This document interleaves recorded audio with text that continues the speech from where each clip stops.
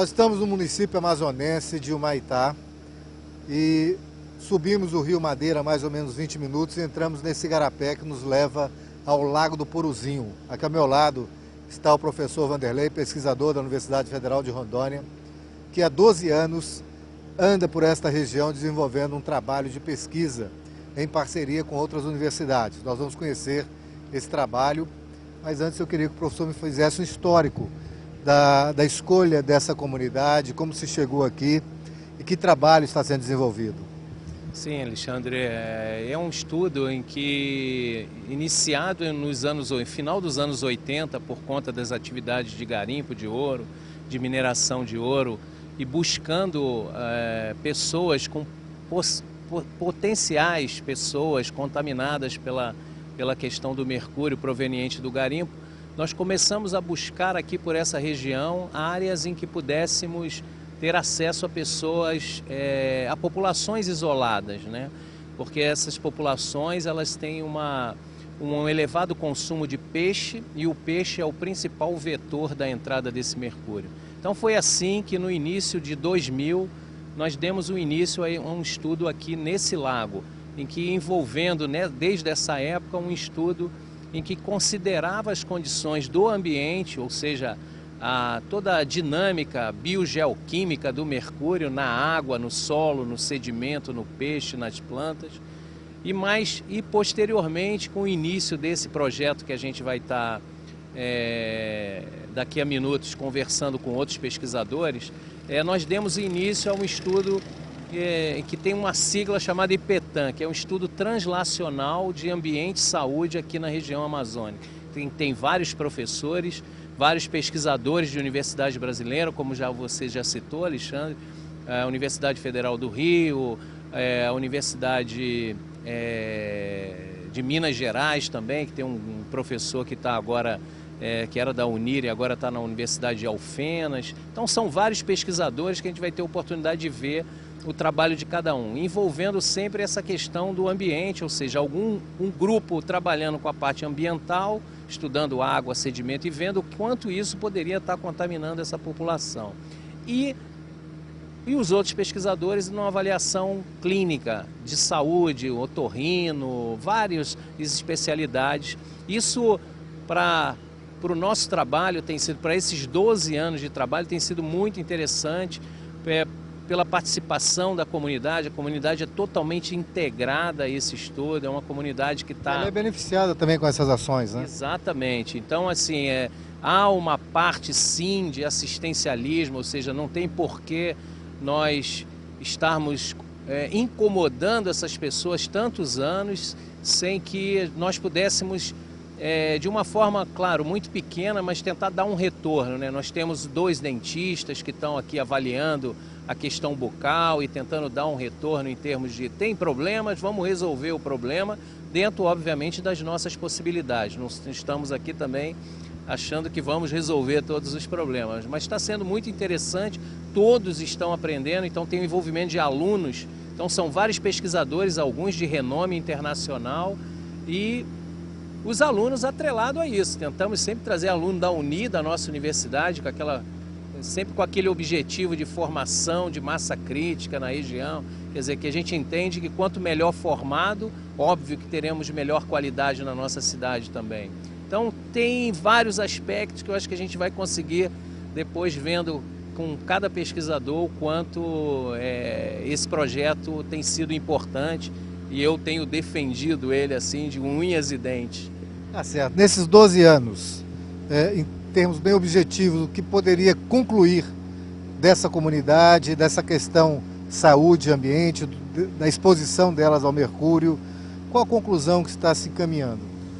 A que a gente observa é que realmente o problema dessas populações mais isoladas ainda é a malária, ainda são as verminoses, a questão do mercúrio ainda tem uma grande interrogação nos nossos estudos, porque os níveis se apresentam para essas populações níveis considerados elevados pela Organização Mundial de Saúde.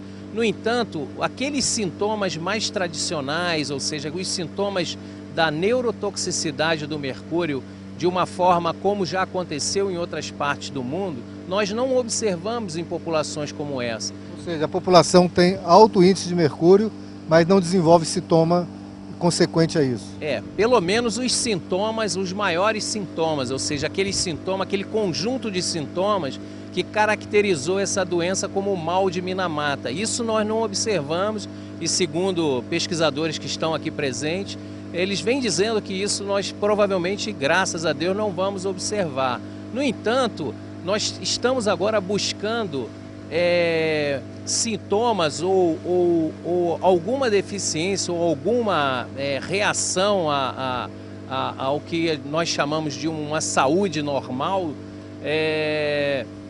Nós estamos buscando isso através de um estudo de nível hormonal e etc e tal, porque a gente está entendendo que alguma coisa tem que estar acontecendo, mas a gente ainda não conseguiu verificar o quê. Ou então, ou até mesmo então, é aquela questão de uma ação bioquímica, ou seja, a alimentação que essa população tem, ela complexaria esse mercúrio. Então, assim, a farinha, essa quantidade, essa variedade de frutas, como a castanha, como o açaí, etc. Algo estaria funcionando para barrar a ação nefasta do mercúrio. Exatamente. Em outras palavras, exatamente isso. Algo estaria, quimicamente nós chamamos, bioquimicamente, nós chamamos isso de complexação, ou seja, aquele elemento que é nocivo, o nosso sistema, por ação de alguns nutrientes que pode estar relacionado à alimentação, estaria capturando.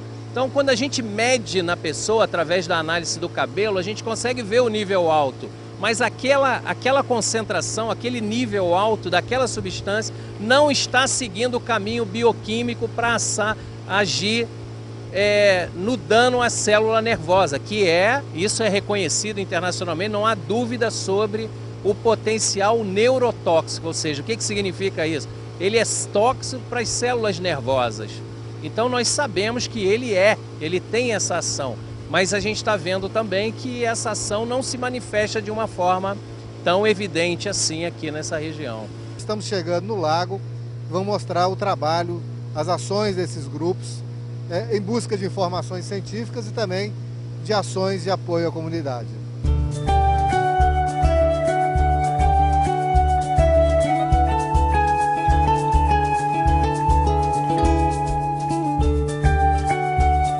Chegamos ao Puruzinho, um grande lago de águas limpas onde vivem pouco mais de 15 famílias.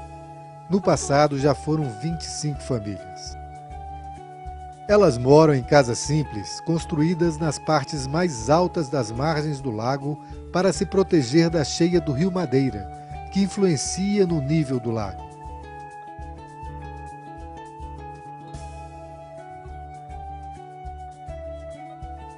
Seguimos em direção à pequena escola, onde equipes de pesquisadores estão analisando as condições de saúde da comunidade. A escola é pequena, o telhado está quebrado, é preciso improvisar barracas, mas isto não impede o atendimento à comunidade.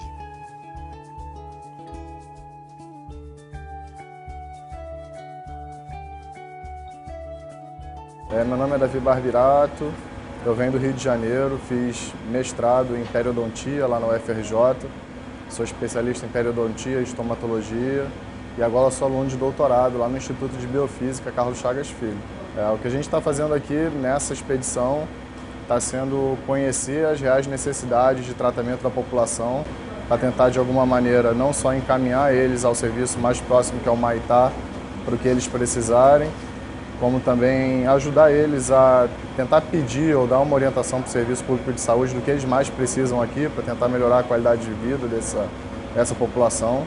E nessa vez a gente trouxe um consultório odontológico do Rio de Janeiro, onde quem tiver vontade aqui de estar sendo tratado, a gente está tratando gratuitamente aqui o pessoal.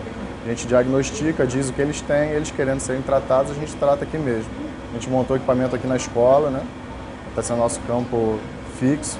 Então esses dados todos a gente usa no nosso projeto de pesquisa, o conhecimento dessas condições de saúde deles aqui, né? A coleta de placa, sujeira dos dentes, onde a gente analisa para ver a composição microbiana da população aqui em relação a populações urbanas. Então o que deu para perceber até agora é que eles não têm índices tão altos de cárie como no último censo foi publicado para essa região.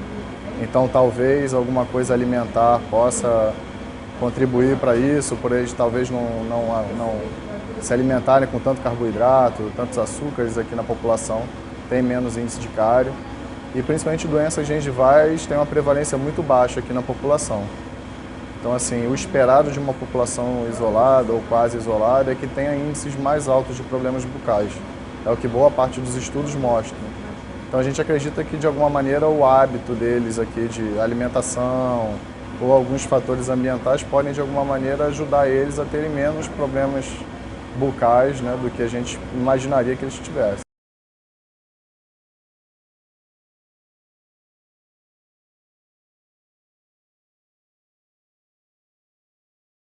Meu nome é Denise Pires Carvalho, eu sou professora no Estúdio de Biofísica Carlos Chagas Filho, na Universidade Federal do Rio de Janeiro. E nossa pergunta é se essas populações ribeirinhas têm alguma alteração hormonal decorrente da exposição ao metilmercúrio, que a gente sabe que eles têm cronicamente, e a outras substâncias que a gente chama de desreguladores endócrinos.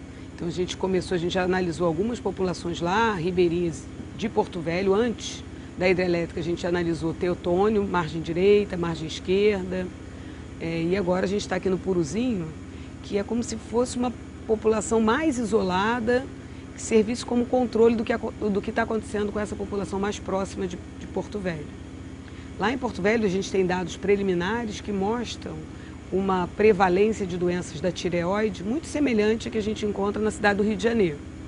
Então, a população ribeirinha, assim, próxima a Porto Velho, não parece ter nenhum aumento de doença tiroidiana com relação a outras populações fora da Amazônia, como a da cidade do Rio de Janeiro. Por exemplo, então não tem nenhum trabalho que estude e relacione o mercúrio à doença tiroidiana. Então a principal causa de doença tiroidiana é a autoimunidade. E essa é a mesma principal causa que a gente viu nessa população perto de Porto Velho. É a autoimunidade, semelhante como o Rio de Janeiro. Então a gente ainda não pode dizer que o metilmercúrio causa uma doença tiroidiana na população. A gente acha que não. Então, uma deficiência de hormônio da tireoide pode afetar o crescimento, pode afetar, de alguma maneira, como a criança aprende na escola, se ela tem deficiência de aprendizado. Então, pode alterar o desempenho escolar dela. Então, a gente está analisando desde peso e altura, para avaliar se essas crianças têm um desenvolvimento normal para a idade cronológica. Então, elas podem ter 12 anos com a estatura de 8. Isso indica uma deficiência também na ação do hormônio da tireoide. Então, a nossa hipótese é que aqui nessa região, que há contaminação e altos níveis de mercúrio, a gente possa ter sinais clínicos que pode não haver sintoma. A gente vai saber se eles têm o esperado para a faixa etária de outras populações no Brasil ou se eles estão com alguma deficiência. E se estiver com deficiência, pode ser a contaminação. Ou é praticamente a mesma equipe? Não, tem várias pessoas, tem várias outras... Vamos em direção a outras casas e é preciso seguir na mata por quase 1 quilômetro. Esta é uma característica dos moradores do Puruzinho, que constroem suas casas ao longo da margem do lago, preferencialmente nas terras mais altas. Porque o trabalho prévio de contato, de envolver a comunidade, eles entenderem exatamente o que a gente anda fazendo, tentar trocar para a linguagem deles, o produto disso, isso vai gerando resultados, né? Esses resultados, tem mercúrio ou não tem mercúrio?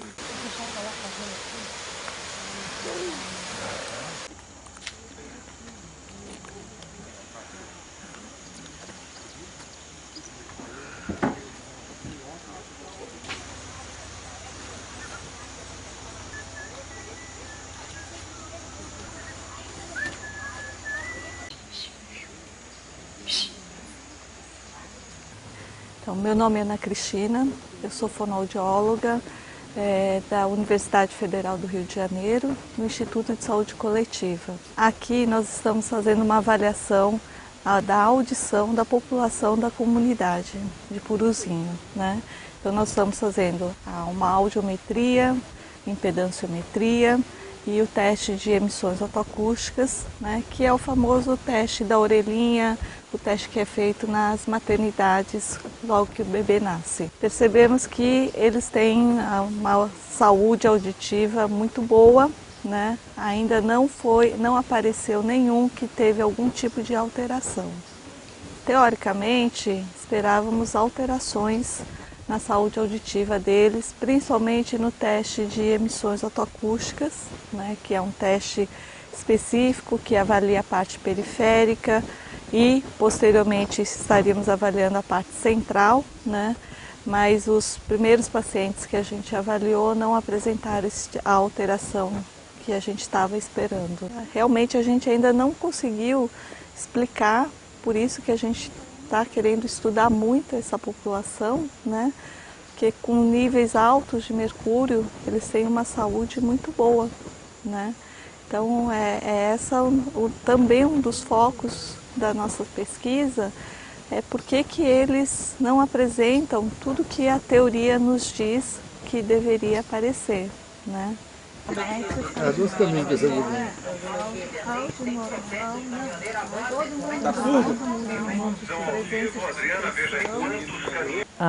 Heloísa Pacheco Ferreira e coordeno o ambulatório de toxicologia clínica do Hospital Universitário. O mercúrio, ele é um poluente global, né, é considerado um poluente global. Há hoje estudos em diversos cantos do país que levem em consideração a preocupação pelo mercúrio ser uma substância neurotóxica, altamente permanente no ambiente, né? E em diversos cantos do país a ideia é que seja banido o mercúrio ou seja controlado o uso do mercúrio, né? Então nós temos diversas experiências bem-sucedidas, como a questão do saúde sem dano, o mercúrio sendo retirado do setor hospitalar, do serviço médico, né?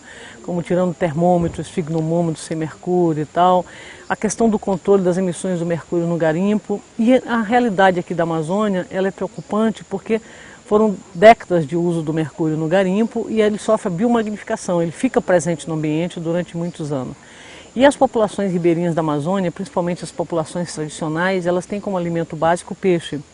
E esse mercúrio ele pode entrar na cadeia alimentar e está silenciosamente atingindo essas populações, né? Mas os níveis na Amazônia, né, são níveis que são, em relação a outros cantos, outros países, são níveis preocupantes do ponto de vista ambiental, do ponto de vista do controle ambiental, porque o nosso objetivo, o nosso alvo é que essa população permaneça com saúde e permaneça bem, né? E que a gente possa pensar que esses peixes possam melhorar os níveis dele de mercúrio, que essa Amazônia possa ter um controle maior dos níveis de mercúrio nos seus rios, na sua bacia.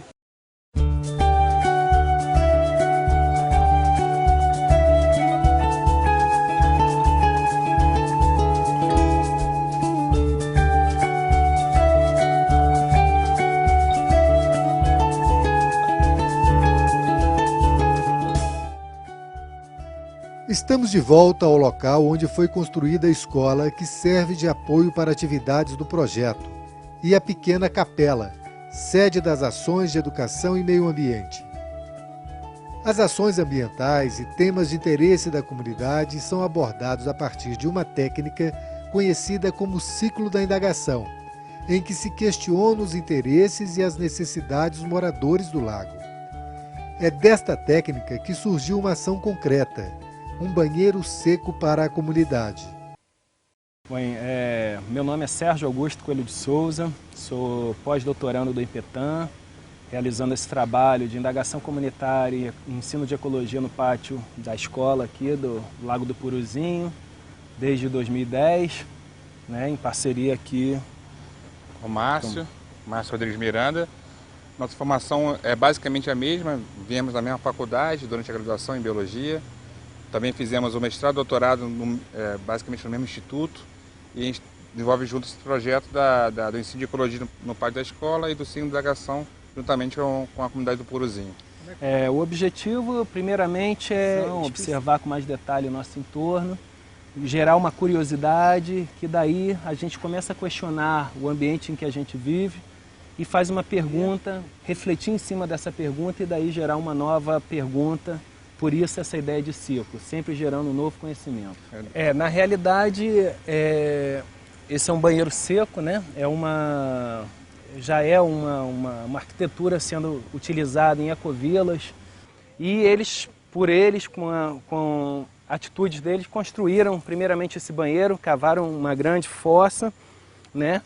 E daqui, com licença, fizeram um buraco aqui onde, né, os resíduos, né, os dejetos humanos eram diretamente lançados para essa fossa. Tinha um problema de cheiro muito grande, né? Aqui desde o campo de futebol, aqui fora já se sentia bastante esse cheiro, né? E viemos com essa ideia do banheiro seco, né? Que consiste em 2 compartimentos, né? 2 alturas diferentes, né? Primeiramente em cima a gente tem o sanitário, né? 2 compartimentos, um é utilizado e o outro fica por um momento sem utilização. Esse que é utilizado, a gente sempre incentiva o uso, a lavagem externa, né, com álcool, né, o uso de papel higiênico. E aqui pode sentir, o cheiro não tem, é inexistente, a quantidade de moscas também, o que tinha muito no outro. Então, os dejetos humanos vão diretamente para essa câmara de compostagem, né? E aqui, então, a gente tem essa área de decomposição, né? São dos 2 compartimentos, uma tela de metal pintada de preto justamente para estimular o calor, né? Aumentar a quantidade de calor que está chegando lá e assim aumentar o metabolismo dos micro-organismos que estão associados com esse processo de degradação. Aqui essa chaminé, né? Um processo de saída dos gases que são gerados nesse processo de decomposição. E aqui também, se a gente abrir essa câmera, a gente vê que tanto o cheiro quanto a quantidade de moscas, né, de bichos, não é absolutamente normal, a gente não sente, não incomoda aqui. E aqui a gente vê todo esse processo de decomposição. Depois que a gente enche essa câmera, esse banheiro foi construído grande para suprir as necessidades da escola e de festas da comunidade, esse compartimento é fechado, né?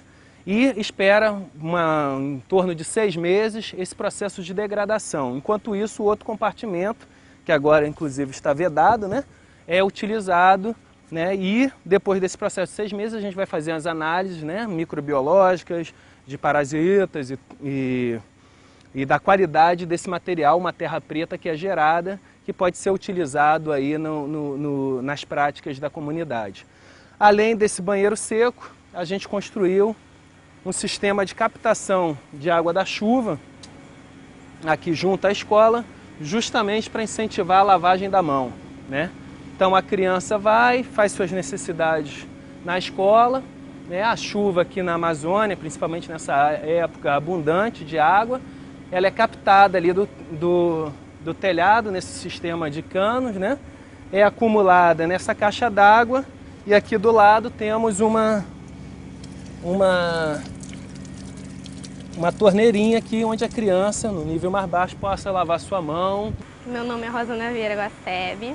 Eu nasci aqui, eu sou filha da professora. E desde o começo, assim, quando o Sérgio, o Márcio vinham fazer esse negócio de indagação comunitária, eu sempre participei. Então eles resolveram me colocar na bolsa do EP e a gente entrou, assim, primeiro eu fazia umas pesquisas com as crianças na escola, a gente fez várias pesquisas, as crianças adoraram tudo. E aí a gente pensou na horta, né, que também não vinha muito para a escola, porque os alimentos podiam apodrecer e tudo.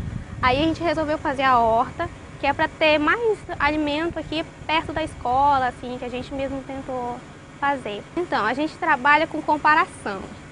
E tudo que a gente faz, mais ou menos, tem que ter uma comparação para ver o que é melhor, o que não é. Então a gente resolveu fazer uma horta para comparar também. A gente fez com terra queimada e terra do barranco. E a gente plantou as mesmas coisas nos dois, para ver qual crescia mais, qual dava fruto primeiro, esses negócios.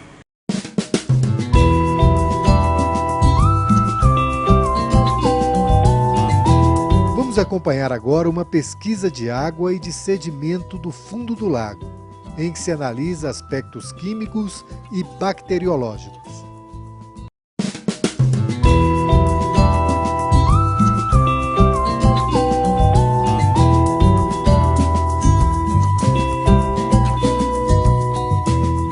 Bom, eu sou o Rodrigo, pesquisador químico, pesquisador da Universidade Católica do Rio de Janeiro, a PUC, e aqui eu estou dando continuidade a um trabalho que a gente já vinha fazendo há um tempo, que era estudar os níveis de mercúrio ao longo de toda a coluna d'água. Bom, dessa vez, na expedição passada, nós tivemos resultados bem satisfatórios, que indicaram que havia esses micro-organismos, que estava ocorrendo a metilação, né? E dessa vez nós trouxemos equipamento capaz de fazer análise quase que imediata. Então nós vamos coletar essa água do fundo, levar para o barco, apresentar o equipamento e fazer análise imediata e talvez conseguir quantificar aí a presença do metilmercúrio e o que indica que está ocorrendo a metilação no fundo, em quantidade sem oxigênio.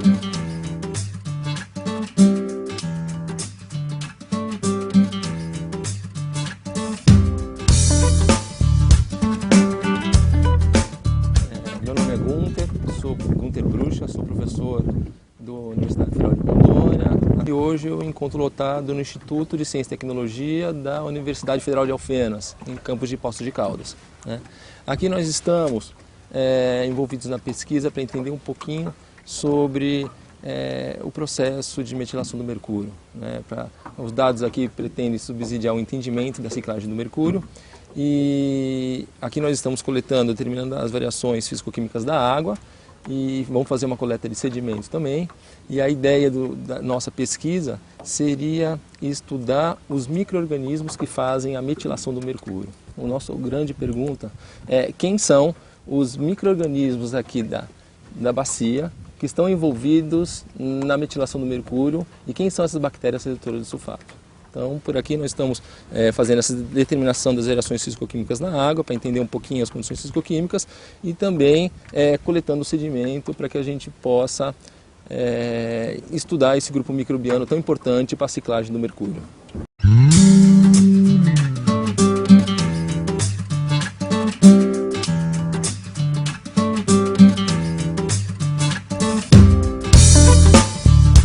Todas as equipes de pesquisadores, acadêmicos e médicos estão baseados neste barco, lugar onde interagem, dormem em condições dos amazônidas, fazem as refeições e que ainda serve de laboratório para as análises de água e sedimento, além de outros dados. O mercúrio proveniente do garimpo é uma preocupação dos pesquisadores, mas Vanderlei alerta para o perigo de um mercúrio natural. Mas tem um mercúrio de origem natural, que no meu ponto de vista hoje é muito mais sério, ou melhor, ele sempre foi, só que a gente foi descobrindo isso ao longo dos estudos, a partir do início dos anos 90, que começou a se atentar para o mercúrio de origem natural. E hoje eu particularmente entendo que o mercúrio de origem natural, que é na formação da crosta, na formação geológica da região, a gente tem níveis de mercúrio natural, que a gente chama de mercúrio natural. No entanto, se esse elemento presente nos solos dessa floresta, essa floresta se mantiver intacta, a gente não tem esse solo entrando dentro do sistema aquático. Então esse mercúrio estaria imobilizado dentro das florestas. No entanto, não é isso que a gente vê acontecer. O uso e ocupação dos solos na Amazônia estão de forma desordenada. Então a gente está desmatando as margens do rio, está plantando soja, está fazendo uma série de coisas e esse mercúrio de origem natural agora ele está entrando dentro do sistema.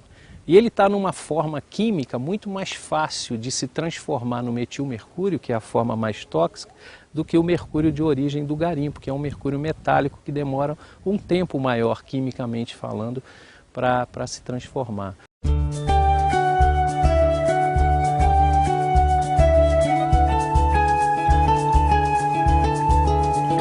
Aqui a natureza ainda é preservada, o que afasta a contaminação do mercúrio natural. E o mercúrio químico em alto índice neste ambiente não afeta a saúde dos moradores do Puruzinho. Seu Raimundo de Almeida Gomes é um exemplo disso. Está no Puruzinho há 66 anos e é o morador mais antigo. Trabalhou na colheita da castanha e na extração da seringa. E aos 72 anos demonstra lucidez e saúde. Eu voltei para cá, o Amazonas.